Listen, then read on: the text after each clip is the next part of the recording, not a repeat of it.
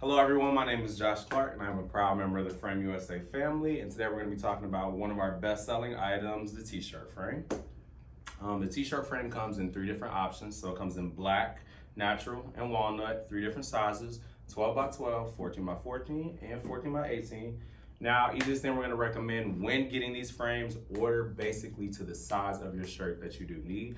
So if you have like a shirt that's a small or medium, we're going to recommend the 12 by 12 size. If it's a medium or large, we'll go with the 14 by 14. If it's a large, extra large, or bigger, we'll just go with the 14 by 18, just because we want to make sure that's going to fit the shirt that you need. So when ordering, again, order to the size necessary, and the way you're going to do this is basically, since we measure from the interior of the frame, just got to make sure, again, how much of the design you have on your shirt that you want displayed is being ordered to the frame size necessary. So again, if you have a shirt with little to no design, probably would recommend going with one of our smaller sizes, 12 by 12 or 14 by 14.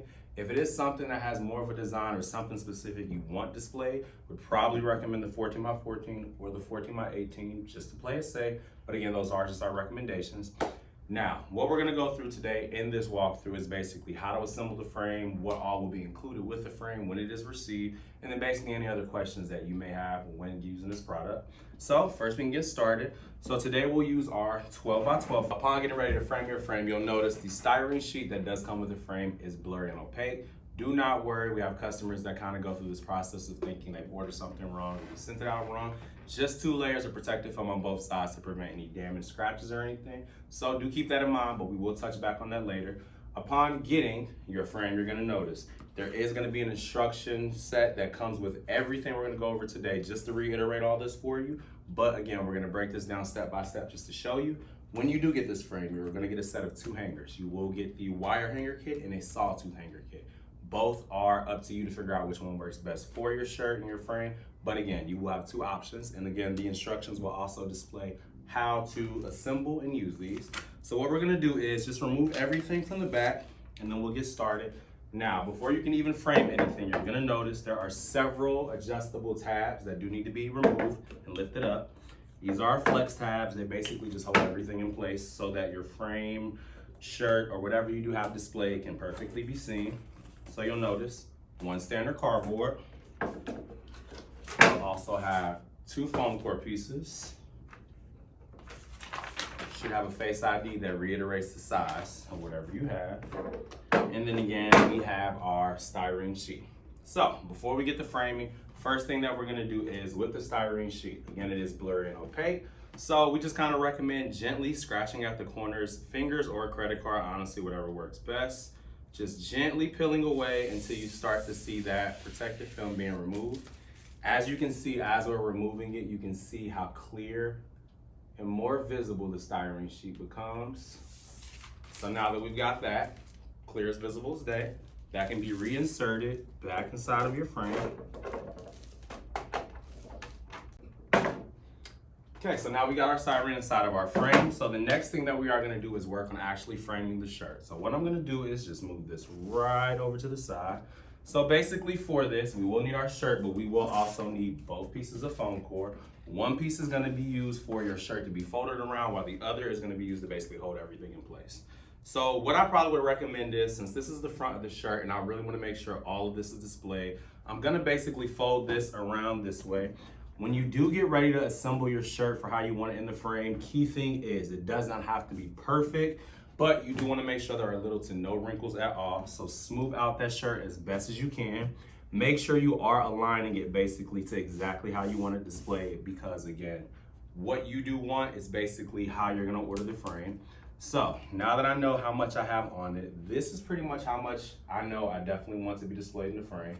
So what I'm going to do now from here is making sure that base of that foam core is exactly secure. I'm gonna just start to fold the shirt around it perfectly, just to make sure that it fits the exact way I want it. And we use that second piece of foam core to basically kind of hold everything in place. So what I'm gonna do now is just view and see if that is the way that I want everything to be displayed.